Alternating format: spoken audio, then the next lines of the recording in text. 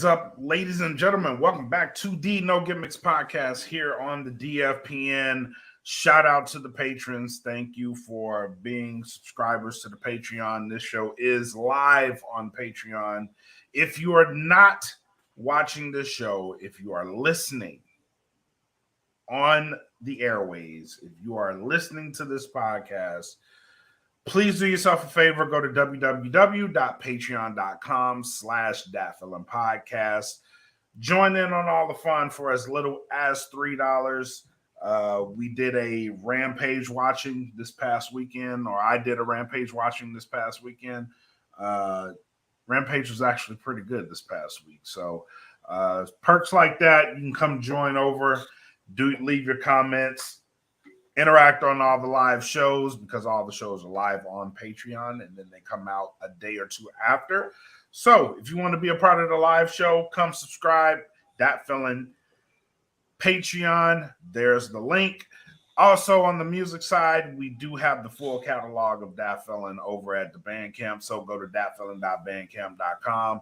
Again, same deal. Subscribe for as little as $3 to get the entire Dat Feelin catalog. And Frank Dee is rocking some merch. I have some merch on the way, some brand new merch that we're going to be dropping. So to get some of that merch, go to teespring.com, search for Dat Feelin Podcast, and get your gear, rock it, take pictures with it. There might be something in store with it. So, Fabulous Frankie D, you have a smile on your face. What are you smiling about? Hey, man, what's up with you? What's up? Like shit, just chilling, looking for some Jello. Jello, huh? Yeah. Jello. Nah, man, it's all gravy over here. You know what I'm saying? Too sweet right here. You know what I'm saying, Antonio? You know what I'm saying? Just kicking it, chilling. You know what I'm saying? Relaxing, coasting. Nice. You feel me? San Antonio. Speaking of San Antonio, we have an event that we are sponsoring, a match on next week. Edge of Glory, Mission Pro Wrestling, April 22nd. Misty Marks versus the Dream Girl Ellie, who's also on AEW Dark right now. Oh, good. Yeah. So Dream Girl Ellie versus Misty Marks, April 22nd. That match is being sponsored by No Gimmicks. The front row is sold out. The second row is almost sold out. The general assembly is sold out. And this looks like it's going to be a good event, man. So basically what you're saying here in public is that Mission Pro Wrestling Edge of Glory is about to sell out. It's about to sell out. And Missy Marks is helping sell it out. Yep. And that's what it is. Because the champion, the champ, Missy Marks, she's the bad one, you feel me? Yep. And she's going to be the most talked about female superstar coming up in wrestling. I guarantee you in the next 5 years. Yes. This girl, she gonna be that one. Trust me. So yes. Remember that name right now. You're hearing it right here on No Gimmicks. Missy Marks from the Dog Pound Dojo to the WWE or AEW. That's where she's gonna head up. Watch. I agree. So that being said, Edge of Glory, make sure you tune into it. All right, AEW is rumored to have coming out with a new show called AEW Collision. Yep. It's going to be a Saturday show. They haven't really. I don't think they've announced the network yet. I believe it's TNT. TNT. Yeah. I was hoping it would have been TBS, just for nostalgia purposes. Yeah. Yeah, I feel you. But it's going to be TNT from what it's been reported out there. And first of all, let me say that I don't like the name Collision. I don't like it either. Really shows me that all the good names for wrestling shows are copyrighted and trademarked by the WWE. They have all the cool names. So you don't have anything like, WCW Saturday Night or, WWE Pro Wrestling or the main event or something like that. Well, WWE has the main event, but you know what I'm saying. Yep. The names are kind of hokey. TNA has some real cool names too, but obviously that's their stuff they locked up. So I mean, Collision, whatever. I mean, it is what it is. Now, we'll get to the premise of the show because there's a person rumored to be involved in that show and why that show is going to be what it's going to be. Heavily involved. Yeah. What I hoped for this show is you make a 2-hour show because it's rumored to be 2 hours. So you're going to have another 2-hour show on top of Rampage, on top of Dynamite, that's going to be on a Saturday. Now, if last Saturday was any indication, because Rampage was on a Saturday, this may be pretty good. So, because Rampage's ratings for that show that they did were high as shit. This is probably they had an NBA lead in, but go ahead. Yeah, they did. It helped. And this time of year may actually help them a lot, especially with Rampage coming after those games. So let me say this real quick before you get into your soliloquy. Go ahead. So, if you're gonna have the new show coming on, TNT, the Collision show, why not move Rampage if it's possible? Why not move Rampage to an entirely different time slot? Why not move Rampage to TBS 6:05 Saturdays? This is what I was going to get to. But if you do that, then that's kind of defeating because you have the Saturday night show on TNT. So that's right. Why not have? Okay. Let me put it like this. So the problem that they run into, and this is the problem that WCW had back in the day, and this is where Nitro was created off of, is because if you looked at what was going on at the time, you had the WCW Saturday night show, Saturday nights 305 Pacific on the West Coast, 605. 605. Yep. So then you had and then you had Monday Night Raw unopposed on Monday nights. Yep. There was no direct competition there. And what I'm getting at here is that you have one show on one day, one show on the other day, and how do you compete that way? Like, there's no way to compete here. So if you take, they trying to compete? Because this move tells me they're not trying to compete. They're not trying to compete, but at the same time, a Saturday night time slot, okay, it's not the best time slot. Honestly, it's not. It's not. It's the death zone. Now, to me, the obvious time slot would have been Thursday, but they have Dynamite on Wednesday. Thursday would have been the perfect time slot because Impact back in the day, Impact was on Thursday nights, and they pulled pretty good numbers for Spike. Impact is still on Thursday nights. They're just on Access, and nobody really. Well, I'm talking about the real Impact. I'm talking about TNA. Yeah, the real team. Not this shit they got going on now. I'm talking about actually. Before you go on, I would venture to say the shit that they got going on in Impact right now is probably some of the best storytelling that's out right now in any promotion.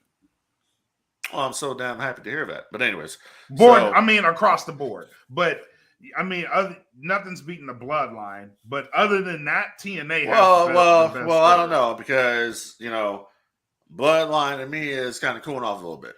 It is, but it's tapering off. But they're still telling the story. Yeah, but overall, TNA has some shit that and Nick Aldis just showed back up in TNA too. So I saw that. That was actually a good move. Yeah, that was a good get.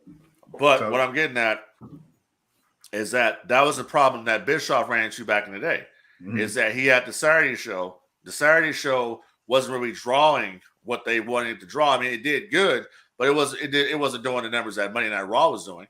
So that's kind of the situation that they're in right now. Was in reality, do you really need Rampage at this point? Do you need Rampage? Can we sacrifice Rampage for just a Friday night show at 8 o'clock. If you're going to do that, you're directly going against SmackDown. Exactly. I get that. Yeah. But at the same time, is it really going to hurt you? That's a gamble. Because SmackDown's the A show. It is. It's the A show when Roman's on it. Yeah. But most weeks, SmackDown sucks. I'm just going to admit it. It does. It's a shit show. It's a show full of rematches, and the stories don't go anywhere. Raw is the A show. SmackDown is not the A show. SmackDown is the B show. Raw is the A show. That is the flagship show financially. Yes, it is the flagship show for WWE. Yeah, you're right. Financially, no. Financially, I think they were getting a little bit more money on Fox for SmackDown. That was $1 billion deal. Are you? Yeah, true, but you got 3 hours over on Raw still, and that revenue adds up with the ads. So how close is that? I have to take a look at the financials, but I just know the hierarchy in the WWE, the way they see fit. Raw is the A show, is the flagship show. It always has been, always will be. Yeah, that's Vince's baby. That's just what it is. SmackDown doesn't matter how. Doesn't matter if Roman can be on SmackDown every damn week. Doesn't matter. SmackDown will always be the B show in the eyes of Vince, and always be the B show in the eyes of WWE. That's why they don't put a lot into SmackDown. If you notice, SmackDown is on majority week. SmackDown is carried by a lot more wrestling and less storyline development. Storyline development don't happen until really Raw. If you want to look at the situation, that's when they do a lot more storytelling. SmackDown is just matches, really. It's matches here with little stories here and there. I get what you're saying. They do set up a lot from Monday to Friday. They do that. And my thing is that what they're talking about here with this AEW Collision show is that it's supposed to be supposedly a soft brand split, because we might as well just go off right now and just talk about it. The main culprit, character that's going to be on the show supposedly is CM Punk. Right. And, he wants to come back, and I guess they're going to do some kind of a meeting between him and Chris Jericho or whatever to see if they can work together. I guess Jericho wants to be his first feud when he comes in. So you already know the promos are going to be fire on that one, because everybody knows the personal situation. And Jericho and Punk are going to eat this shit up. That's what they're going to do. They're going to talk. And let me tell you something. This right here, for this, I don't like the name of the show. I think the time slot sucks. But I actually am in favor of this, because now we're going to see who's the draw. You take Jericho. You take Jericho. You got Punk. You got split this shit up. You put half the crew over here, half the Dynamite crew. The Elite, right? The Elite say, supposedly they don't want to work with Punk. All right, let's see if the Elite are actual draws now. Let's take away all these other different elements over here. We're going to put these guys over here on the Saturday show, and let's see who's draws. I like that idea, though. I like that idea. I do.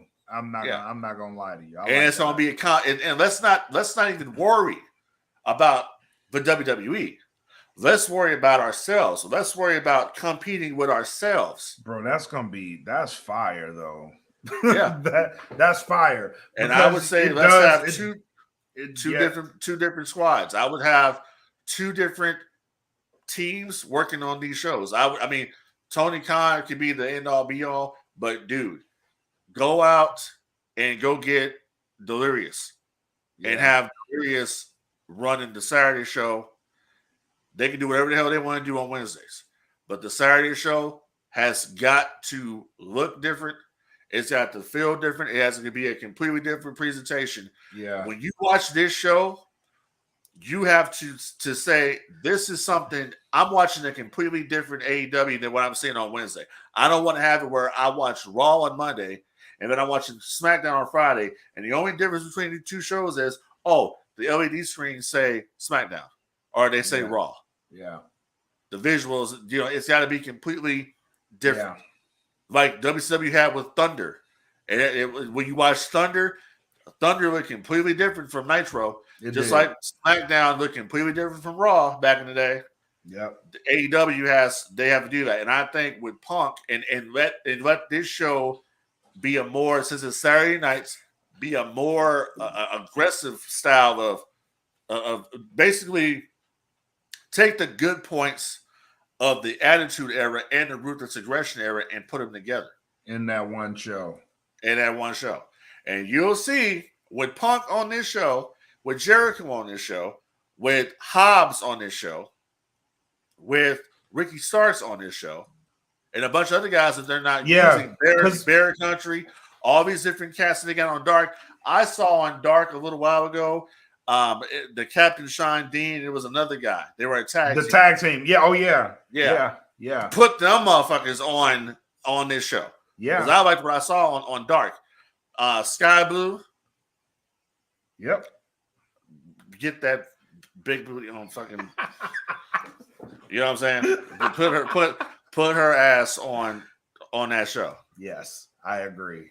You know what I'm saying? Agree. Put Abaddon on that show. Yes. Split the so basically you have Jade Cargill, the TBS champion, stays on Dynamite. The TBS champion stays on Dynamite. That's the only aspect I'm really worried about is how are they gonna split these titles?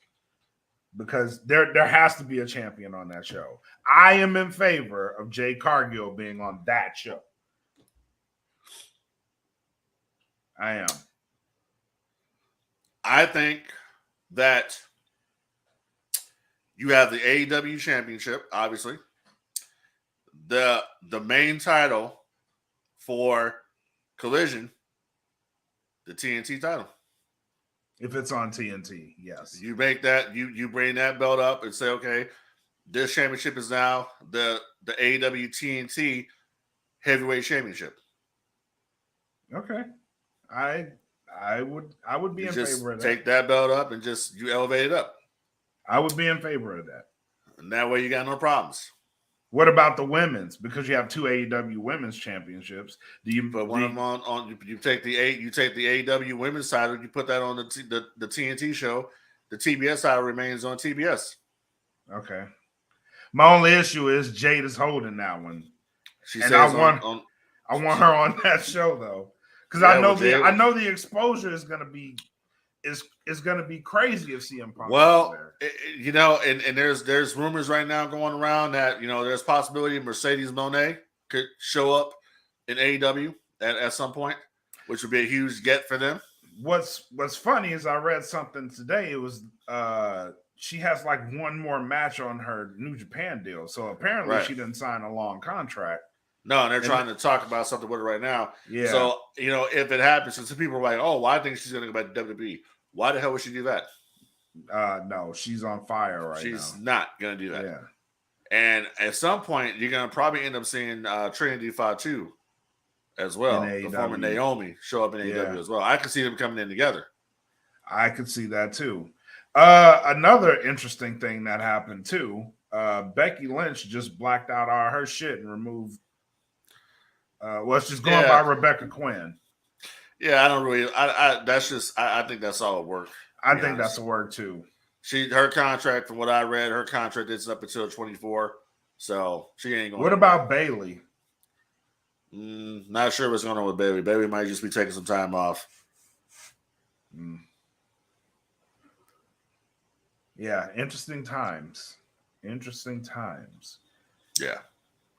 But I just kind of find it funny that the Elite supposedly said they don't want to work with Punk. And I'm like, so y'all don't want to draw money.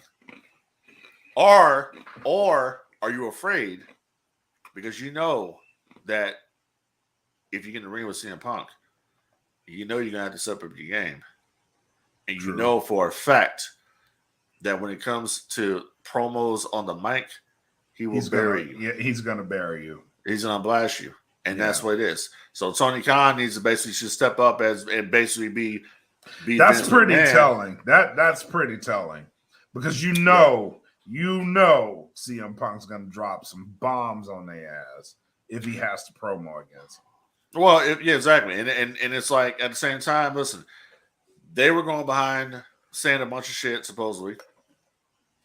That's what started this whole thing to begin with, was them running their mouth, supposedly. Right. To the dirt sheets. This is right. what started this whole thing. Right. So we're at this point now where Tony Khan is like, listen, let's let bygones be bygones. I still got this guy. This guy's a draw, obviously, because they're not doing nothing without him. Bring him back and let's make some money. And let's do this thing. You got this big stadium show coming up in Wembley. You gotta do something with that. You got Forbidden Door coming. CM Punk wasn't a part of Forbidden Door last year. Right. He wants to be a part of it this year. And he's healthy. Okay. And you can get him in there with Tanahashi. And I'm sorry. The Elite, they are not as big of superstars as CM Punk. They're not. That's true. And they gotta eat that though. I said this a while ago, and I don't understand why people don't, either people don't listen or they don't agree with this, but it's the truth. No one gave a shit about the Elite until they joined the Bullet Club. And when the Bullet Club was hot is when they were over, okay? True. That's when they were really over. And if you look at it now, the cool factor for them was the Bullet Club. That's what it was. Mm-hmm. The two suites, the crotch chops, the homages to the NWO, DX, whatever. That was what people were looking at. That's what people wanted to see. They came at a time when that thing was really hot. And now you look at it from at this point, what have they done? Have they been over to that point again? No. They have not been. No. And I'm not knocking them. It's just the truth.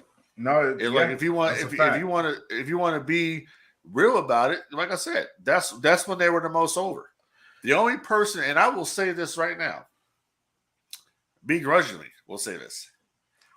The only person out of that faction that's super mega over right now is Cody. Fact. Period. I have to even admit that. He's the most one. I look at Cody and I thought to myself the other night, Cody is on the verge right now. If they keep this push that he's got going right now, Cody is on the verge. He could be Hulk Hogan. That's so fucking funny you said that. Yeah.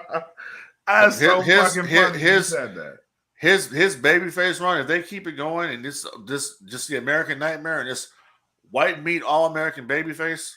Oh yeah. I was thinking to myself, this guy can be the modern day Hogan. And when he finally turns, I told you. Oh my God, when he finally turns. I told you. That they're setting this shit up. The handshaking with the babies, kissing the babies, giving the belts away. Like they've been setting that shit up. I'd love to see if there's one person out there that I think could resurrect the NWO Black and White. No, it's Cody. No, it's Cody. No. Oh yeah, I'm not going that fucking far. Oh yeah, I'm saying that. I'm not going that. If you can bring back the LWO, and as we've seen right now, that shit is fucking garbage. What they're doing with that. I'm not even going that far, bro. Like that's going that far. That's sacred ground. That's sacred ground. And if they let it's sacred Cody, ground. Yeah. NWO is that's sacred. That's WWE like trademark, man.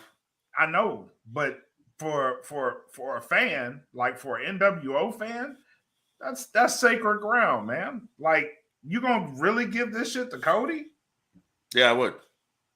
You would. I can't believe what the fuck I'm hearing right now. Yeah, I would. You know why? Because I know that it's gonna sell a shit ton of t-shirts. Well, yeah, of course, it sells itself, but you are willing to let Cody Rhodes resurrect and command the New World Order. Yeah.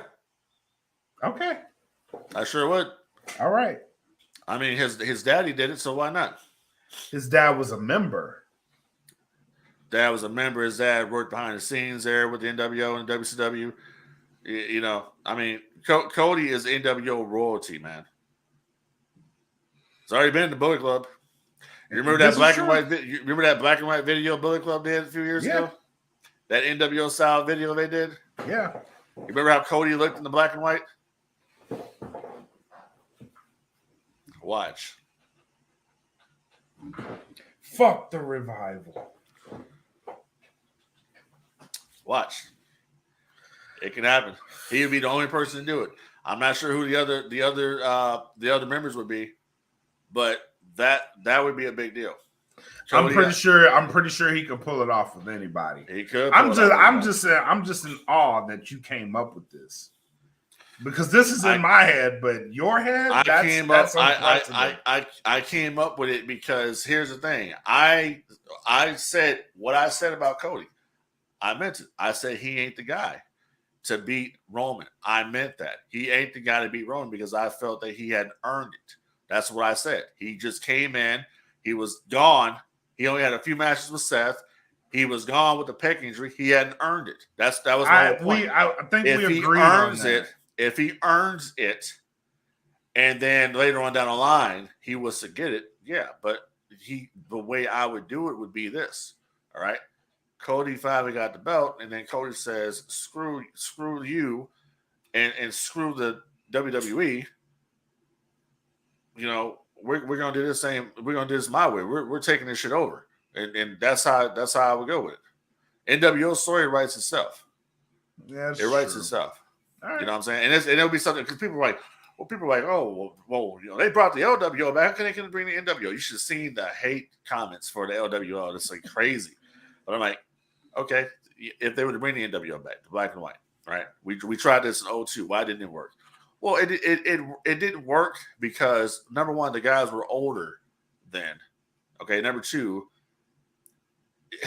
you had some unwilling participants, Stone Cold. You know, so that's why it didn't work. But if they were to do it now, I'm sure Kevin Nash and Hogan would love it because they get the residuals off the t-shirts. Know they'd say yes. And you know, Scott Hall's family gets residuals off the merch. So bottom line is that I think Cody would be perfect to lead the NWO Revolution. It would be fresh.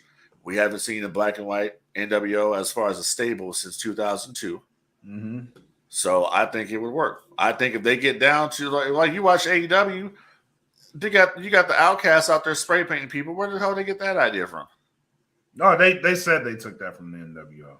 Yeah, exactly. So you look at the WWE and Triple H and all these guys, and you know how it is. Like, well, you know, we really can't really do because the way things are right now, we really can't really do this DX suck it thing. But you know, we could do this NWO thing. We could get away with that. You know, that's a little bit safer. We can spray paint people and all types of shit. So I'm for one, if I was on the creative team, I would actually, you know, you want a group to come. You want to slow draw that out though. Well, yeah, and you want to slow draw that out. Yeah, I would slow draw it out, and I would have it. You know, I would have this thing going. If it was me, I'd have it going by Survivor Series this year. War Games. War Games would make more sense because that's Bloodline versus NWO. That's his dad's creation. Yep, Bloodline versus NWO. I think that would make sense if they do a War Games and he's in it. Yeah, because Cody. Because listen, to me, when I look at Cody reminds me. In some aspects of what he's doing, Cody reminds me of Hollywood Hogan. With the weight belt and the gear, the tights and the boots and shit that he wears, he's trying to be Hogan. And I don't think people are catching on to this shit. Like he's trying to be Hollywood. But he ain't there yet. You know, he wants to be this all-American white meat babyface, and I'm telling you, because I'm just sitting here admitting this right now. People love this guy, and I'm telling you, when Cody turns, it's going to be a big fucking deal when he finally turns. But if he was to turn, and was to turn the right way, I think you need to draw this out like next year. Like I think what you're saying, it sounds great. And it makes a lot of sense. I don't think this year is the year to do it, though. I think you gotta draw this shit out. Like, You could do it at WrestleMania 40. you could. You could. WrestleMania 40 could go off the air with Cody and let's just put it like this. Cody screwing Roman. Or if Roman's champion by then. Oh yeah, if he's a champion. Cody's screwing somebody. Out of the getting the belt. What if sometime between now and then, let's just say they were to resurrect the big gold belt. Bring that back, right? Yeah. Could you imagine the heat they would get if Cody was to pull out a can of black paint and paint that fucking belt? The belt that he said that he wanted all of a sudden, he was doing it for his dad. Yeah. And basically say, oh, screw the dream. I wasn't doing it for the dream. I was doing it for me. And spray paint that belt. That would be mega heat. Yeah. Spray out just but you got to draw it, because if you just do it, if you do it in a way to where like he's not built up to that, I don't see it going well. But if you build up to that and that payoff is like him starting that shit, oh yeah, I definitely see him garnering major heat.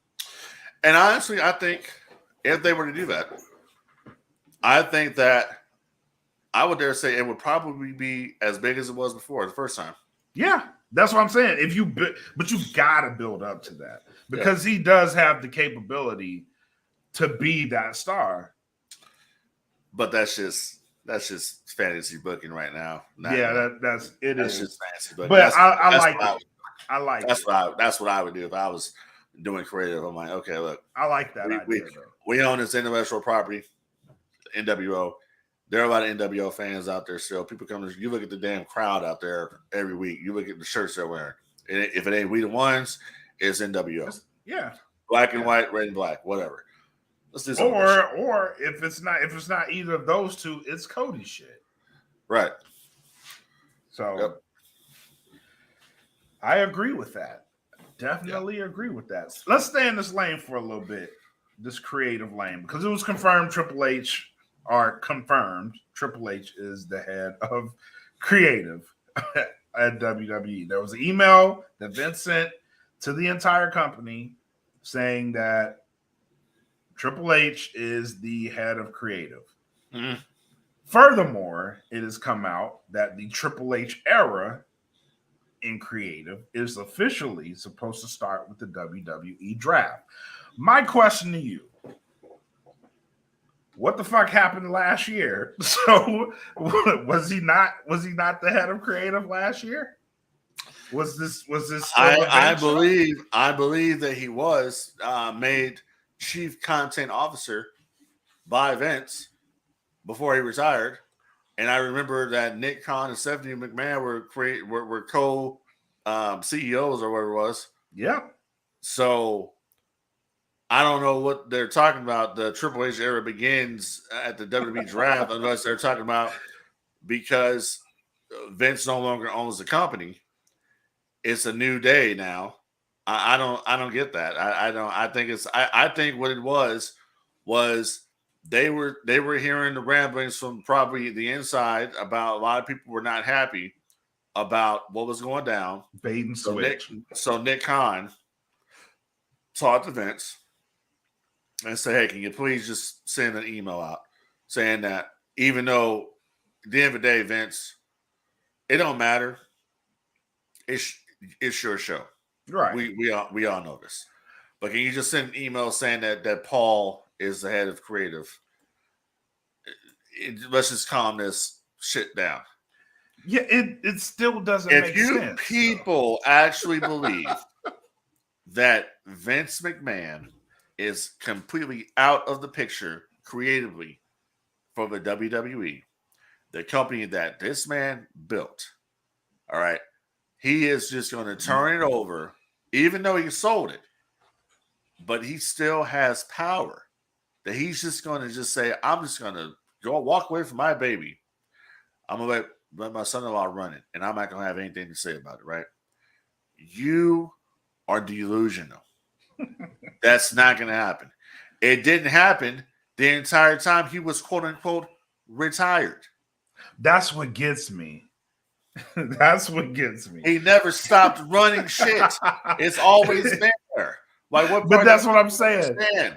Like it doesn't make sense. And it's like people praise Triple H as like he's this creative genius. I'm sorry, I don't see it.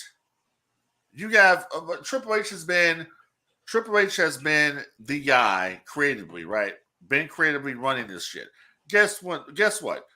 The Bloodline storyline started when Vince was on creative. This is true. When Vince was running creative, right? This is true. That's when it started. All right. So what the hell are y'all talking about? Y'all talking about this storyline is the greatest, but Vince is the one who was there when it was going down. When this whole thing started. When Roman came back and he did the okay for Roman to turn heel, and they did that segment on SmackDown where the camera panned out and Paul Heyman sitting right next to Roman. Like, oh shit, what's going on here? Because Roman's they changed it up now. Yep. Whose idea was that? Who's the change of character here? Vince. So when you sit up there and say, oh my God, they were giving Jay Uso, main event Jay, he was on Vince. That's Vince. Oh, the whole thing with the Usos, Vince. This is all Vince McMahon. Yeah, that's definitely. That's why I don't understand what people are talking about here. Vince has never walked away. Like the disdain that people have for Vince for whatever, and I'm like, this is what I said last week on this show. Like Vince gave you your childhood. Vince was responsible for this shit. He gave you, Hulk Hogan. Mm-hmm. He gave you Randy Savage. He gave you the Ultimate Warrior. He gave you Jake the Snake Roberts. He gave you the Demolitions. He gave you the Texas Tornadoes, the model Rick Martel's, the $1 Million Mans, the Undertakers, Kanes, The Rock, Stone Cold Steve Austin, Bret Hart, Shawn Michaels. All these different cats. He did all that. So you mean to tell me that people try to make this guy out to be like an idiot? This supposed idiot that don't know anything, he's out of touch, built a fucking empire. What are you talking about? Bought that shit for $1 million. Bought that shit for $1 million. Is that exactly built an empire? Like you couldn't tell me shit after that. Like for real, you can't tell me shit. Empire. Built an empire. Fuck your feelings. And he went against all these different promoters. All these different promoters back in the day. And you had the AWA. You had, Phil Munchnick. You had all these different guys. All these guys. You had all these different promoters around the country that Vince stomped them all out. Beat them all. Did it all on his own. Yeah. And it wasn't, I'm sorry, not Phil Munchnick, Sam Munchnick. Beat them all. Completely just obliterated and destroyed him. Made it his own. Yeah. That's what Vince did. So when I hear people talk shit about Vince and Vince this and that, like, what are y'all talking about? This guy here, I mean Triple H, what has Triple H done that's so creative that it's just like, oh my God, that's like must see? Nothing. I dare you just show me something other than what's going on here with the Bloodline, which is a collective. I guarantee you, and I'm not even a fan of this fucking guy, but I guarantee you, Paul Heyman has a lot more to do with that story than Triple H. Yeah, that the way the story plays out is the Paul Heyman story. Exactly. If you watch CCW, this is playing out exactly. Well, exactly. So that's what I'm saying here. I'm not going to discredit Triple H. Triple H doesn't have anything to do with it. That would be stupid. What I'm saying is that Vince McMahon is the creative genius. McMahon is the one who built the fucking empire, and people need to understand that. Yeah, all of a sudden, this hate for Vince, like for what? Because Vince, for what? Because Vince did what a bunch of motherfuckers doing right now. Yeah, no, the shit that got me about the whole thing was okay. So y'all announced this shit last year that this was going to be Triple H's, right? And then, of course, when the company got sold, it was okay. I won't be in the weeds as I normally am, but the final power is going to come to me creatively. So, and then we get, okay, the Triple H era is officially going to start with the draft. I'm like, well, that's not true because you mean to tell me Vince is going to change his mind on being head of like the final say so for creative? That's what I'm saying, bro. No, he is not going to change his mind. That's what I'm saying. I mean, people, let's not be gullible here. Vince is like, that in report control. That report was some bullshit. Y'all know that. y'all know Vince ain't giving up control. The man is in control. He's always been in control, and he will always be in control. Yeah, exactly. Even making Nick Khan the president, he's still in control. Yeah. Well, he's Nick Khan's boss still. Like, that's what people don't understand. Like, Nick Khan and Dana White, Vince McMahon is now both their fucking bosses. Exactly. That needs to be understood. He is both of their bosses. So, in the grand scheme of things, people don't understand that. Yeah, in the grand scheme of things, like both UFC and WWE, like this motherfucker did a power move, bro. He was like, okay, y'all gonna think I'm giving up control of my shit, but in reality, I own, like, this motherfucker might as well be doing this shit again. Like, it's all mine. Right. It's all in the power of my hands. Like, the man is a genius. It is genius, and I don't understand that.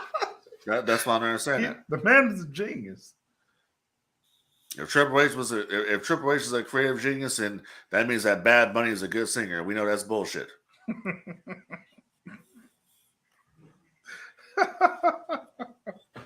That's funny. Oh shit! What else did we want to get into tonight? Man, I don't fucking know. We know we have ideas that we have, and then we like come on here and just shoot the shit. Oh, you know what? What's up? I ended up going to I think this might be a thing, MPX. Okay. This might be a thing for me. So they have a local promotion here. And they run every Saturday night. And different people come in. So this past the Saturday before I went, they had Abaddon, Chris Bay from the Bullet Club, and they were in the building. And then they do the normal wrestling events. And now they have another promotion, Lone Star Wrestling, out here as well. That it's a brand new promotion, but Tim Storm and Nick Aldis are part of it. Okay. And just some interesting shit, but it's like right around the corner from my house, and I just went to check it out because I had done cleaning and did all my little to-do shit, and I was like, I got a couple hours, so I went and watched the shows. Actually, it's a very good promotion. They have very good wrestlers there that I want to start getting to know more. So MPX, man, shout out to y'all. And Athena is a very big part of MPX. So oh, good. I'm glad. Athena is another one that is one of the top female wrestlers in the country, and I'm glad that she's doing her thing. Yeah. Wish she could do her thing more. Definitely. Because I like that she's the ROH champion, but with ROH being on Honor Club and them, it doesn't get the justice it should. Which, by the way, with this new Collision shit, like, why do we have an ROH? If this is all going to be a soft brand split, like, why do we have all these different fucking things? So we have Dynamite. Well, first and foremost, we have Dark, Elevation, Dark, Dynamite, ROH, Rampage, and then now we're gonna have Collision. Like some of these shits need to go. Yeah. But you were just the one last week talking about how they put out too much product for Star Wars, and look at this shit. This is excessive. Yeah. This is excessive. I mean, granted, WWE has a lot of shit that you don't really pay attention to, but it's WWE. They can fucking get away with this shit. Like AEW, y'all need to grow. Like I'm now on the you need to grow bandwagon. Like you have too many people there that you're not showcasing. They have their niche audience, which is about 900,000. Yep. That's their hardcore. That's their limit. That's going to watch their product. Yep. And even with the new show, which I hope is a success for them, even with the new show, and even with CM Punk coming back, you still got to rebuild that situation. You still got to rebuild that brand to bring those people back to watch that show, because people don't like the way it was handled to begin with. They don't like the fact that you kept Punk off TV, and they don't like the fact that you almost insulted their intelligence by acting like it didn't happen. And by the time he comes back, he would have been out for damn near 11 months? Yeah. So yeah, that's a long fucking time. So yeah. It's weird, man. And and then you got the people. So I'm really curious to see who wants to work with him and who doesn't. Because you know who doesn't. You know, let me tell you something about that. So if I, Frank Dee, was running a company, and you know what? I'm going to take the shades off for this one. You about to get some real shit. Yeah. So I got this cat here, but I'm paying all his money too, right? And I'm paying y'all a bunch of money. And you're gonna dictate to me who you don't want to work with? No. I am the fucking boss. I tell you who you're gonna work with. And that's just plain and simple. And if you don't like it, I'll either bench you and put you on AEW Dark or whatever. But you're not going to dictate to me who you are going to work with and who you're not going to work with. That's up to me, because I'm the one paying you. You don't tell me what to do. I'm the promoter. I'm the boss. That's the problem that they have there.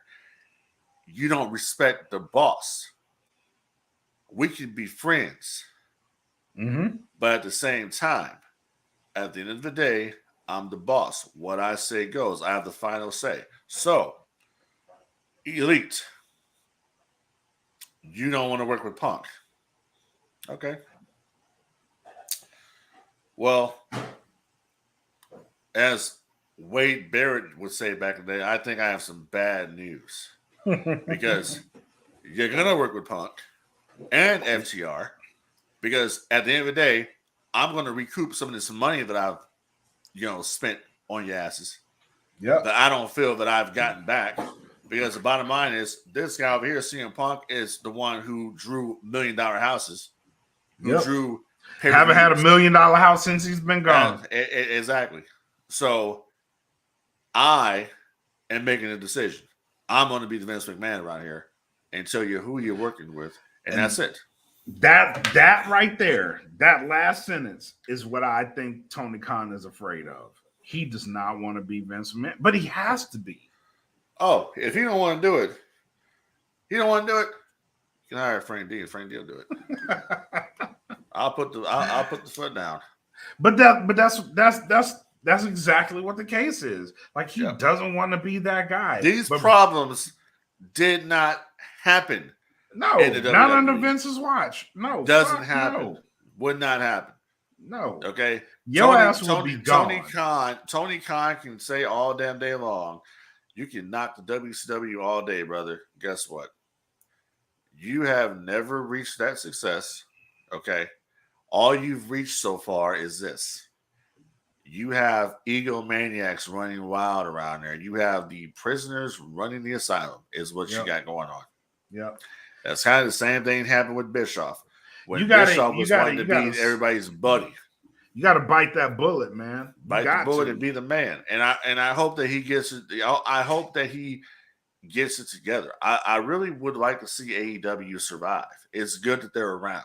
It's good for the guys and gals to have a job. It's good for them to have different places to work.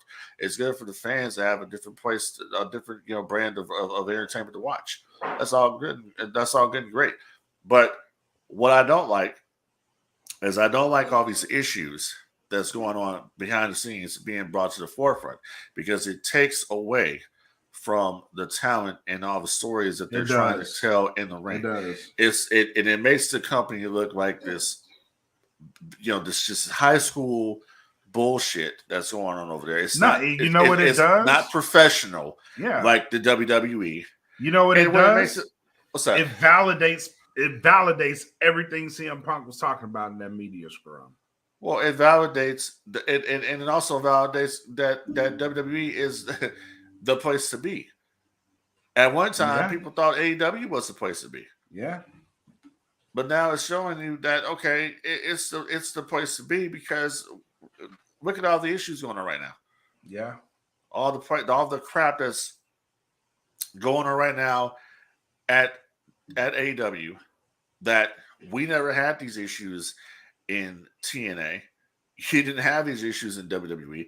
You had these issues in WCW when people would want to pull their creative control, but not to the point where it got to a physicality situation. The only time I remember something, and there were fights in WCW. Yeah. You had the Sid Vicious, Arn Anderson.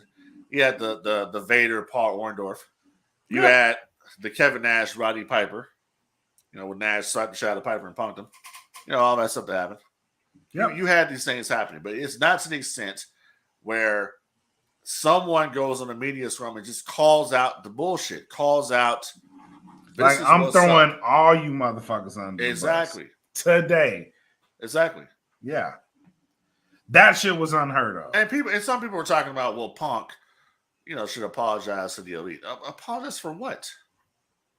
If anything, they need to be apologizing to him, because they're the ones that were running their fucking mouths to their dirt sheets. Yep. That's what it was. That's what set him off. Exactly. They're running their mouths to the dirt sheets.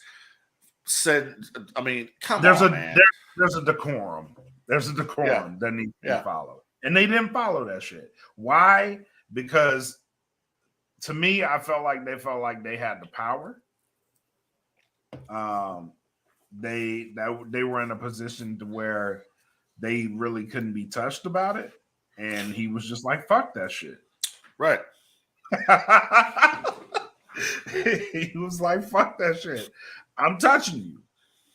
I can't fucking get what I want out of you, so I'm gonna touch you. I'm gonna throw all you fuckers under the bus." I'm gonna say this real quick. I think this will be the last segment for tonight. It comes down to something that I saw the other day. I think I was on Reddit, and they were talking about Hook and Dominic Mysterio and MJF, and they were talking about basically how Dominic Mysterio has pretty much surpassed Hook. He has, and they kind of came around the same time a little bit. But he surpassed him, and then how Dominic gets true heel heat and MJF gets go away heat. So this is true. I don't know. I'm not really feeling MJF, to be honest. You know what? And I've said this a while ago. His act, in which the last week, I hope he stays on the path that he was on starting last week, because last week he wasn't with the honky dory cheap heat shit. Like he was really calling shit what it was last week. And I was like, okay, I like this shit. I hope he stays there because there is where your heat is. But he was getting the cheap heat. And, you know, he was just saying shit to get a reaction out of people. And that worked in the beginning. And it worked up until about maybe a year ago. It started getting old, and it's like, okay, I need more out of him. Yeah, because it's the same thing. Like okay. Do you have anything that you can say that's of any merit, of any meaning? I don't. I can't. You know, it's funny because in the business, you have guys that do promos, and you can think back. Like you can think about Dusty Rhodes and the Hard Times promo, right? Or anytime Ric Flair will be out there talking about, you know, limousine riding, jet flying, Kiss Steven, wheeling dealing. You know, Macho Man, you know, thinking, you know, cup of coffee in the big time. Exactly. You know, anything Scott Hall you will say that was cool. The Rock, you know, it doesn't matter. They had stuff you could. They have stuff that you can remember. I can't remember one damn thing. A promo that MJF has cut where I'm like, I can quote that motherfucker. The only promo that comes to mind from MJF is the one he cut on William Regal. That is the promo that I remember. I remember him, and I was like, okay, but those moments don't happen often for him. Right? They don't. They're spaced out. And that's where the problem was. It's like you're not giving us anything. You're not giving us anything but, all right, I'm going to talk about you and I'm going to make these fans boo and then I'm going to go back to the back. And that worked up until the end of his feud with CM Punk. And then people saw, like, okay, you held your own against Punk. You even beat him in some cases. But a lot of the times, the substance wasn't there. You know what I mean? I think he's been exposed. Yeah. I think basically it's a one trick pony. It pretty much exposed him for being that. And then after that, it's like, okay, this is the same thing. I need more out of you. And I think we're getting to a point with MJF that he is starting to figure out, all right, I need to give them more, because the shit they did with the 4 pillars, like, was the shit that they're doing with them right now is actually pretty interesting. I like where they're going. I just think that his title run has been very lackluster. It has been. It's not his fault. No, it's not. It's not. And I think I hope that they're trying with this 4 pillar shit that they're doing with Sammy Guevara, Darby, and Jungle Boy. I hope they're bringing this in a direction to where it's like, okay, we have something credible here. Feud after feud after feud, we have something credible. I would personally, to me, honestly, if it came down to which guy would be the guy, it's Sammy Guevara to get the championship. I kind of think that I actually kind of think it would be Darby. Darby would be different. I think Darby would be different. I also think for what I know a champion can be, I think that guy's Sammy Guevara. But see, Sammy Guevara, and there's a story that can be told there too. Yeah. But see, Sammy Guevara, in order to get Sammy Guevara to that level, we need to start a story where Sammy Guevara is breaking away from the JAS. I agree with that. Getting away from on his own. So it's kind of the situation with the Bloodline storyline, except I think what should happen is that they should do a fatal 4-way match. And I think that Sammy Guevara would have the upset win and beat MJF for the championship. And then he comes out on Dynamite for the celebration. But then Chris Jericho hits him pretty much with the Judas effect and turns the Randy Orton. Exactly. And just I like that. How dare you, think you're the man. Basically just, turn him. Yeah, I like that. Yeah. But we got to get to that point because right now, him being a JAS lackey, which he should never have been. He shouldn't have come back.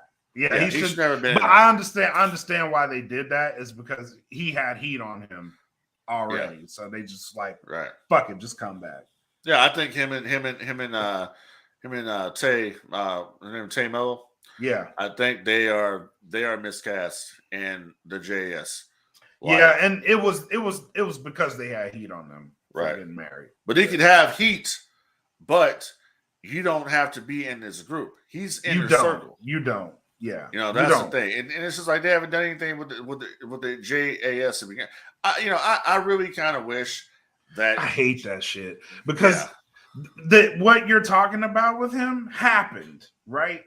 And he did leave with a good amount of babyface. He was made. Imagine.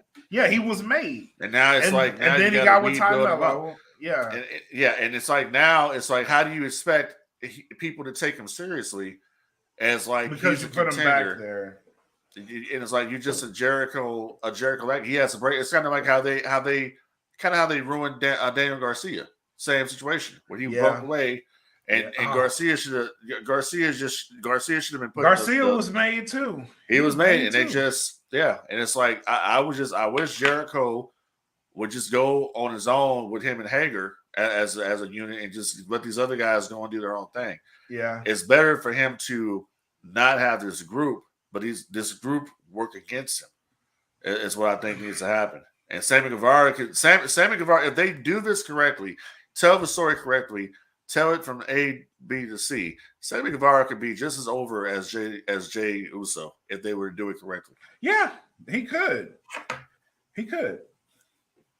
But they're not going to do it right now. I can't take him as a champion when you're just Jericho's lackey, and that's all you've been. They have to break him away. But what I'm saying is, from that, if he does leave them, he's championship material. Like the guy has everything to carry the company right now. Yeah. So that's just me. All right, man. Final thoughts. What we got?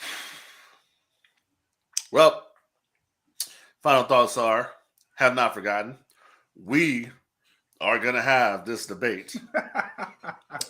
Demolition versus the Road Warriors. We're going to have this debate. That's going to be coming up shortly. And so stay tuned for that. That's going to be a Patreon exclusive show. So if you are not on the Patreon, if you're listening to this right now on Spotify or any other platform out there, you're missing out. $3 a month. We shoot the entire Dat Filming Podcast catalog. That includes all the podcasts. That includes all the music. That includes everything that we have out there. We are the shit. All right? We're the shit over here. We are, actually. So, bottom line, hit up Dat Filming Podcast on Patreon. $3 gets you in.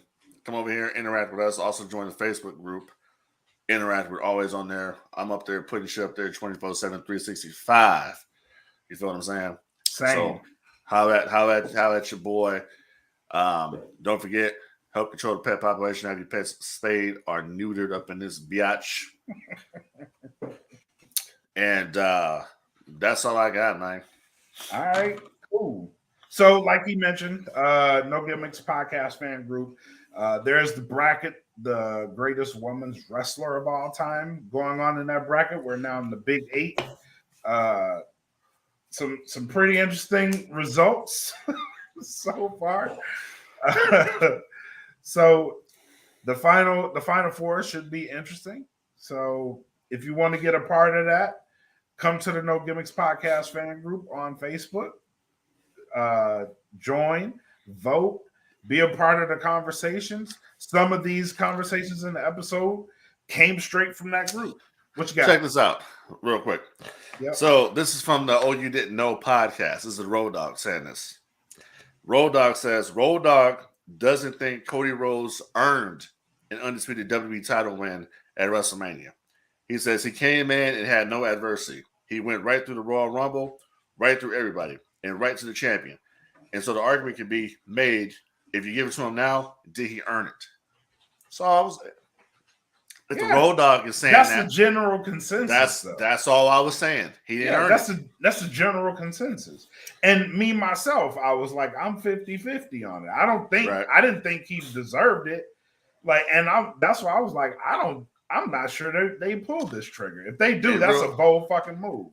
And real quick before we sign off here on No Gimmicks, so real quick, got some numbers here. So it says here that WWE for SummerSlam this year, which is going to be in Detroit, WWE has sold more than 32,000 tickets already for SummerSlam. And they said this being the largest day one sale for any stadium event in WWE history outside of WrestleMania. The event is under 4 months away. Plus, AEW has about, if I last checked, 50 or 55,000 pre-signups for that's their monstrous show.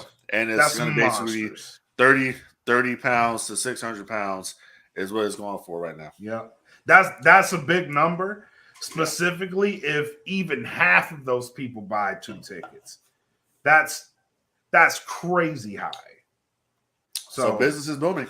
Yeah, it is booming. So shout out to both WWE and AEW for that shit. So. Exactly. And shout out to Frank Dee for like talking about it.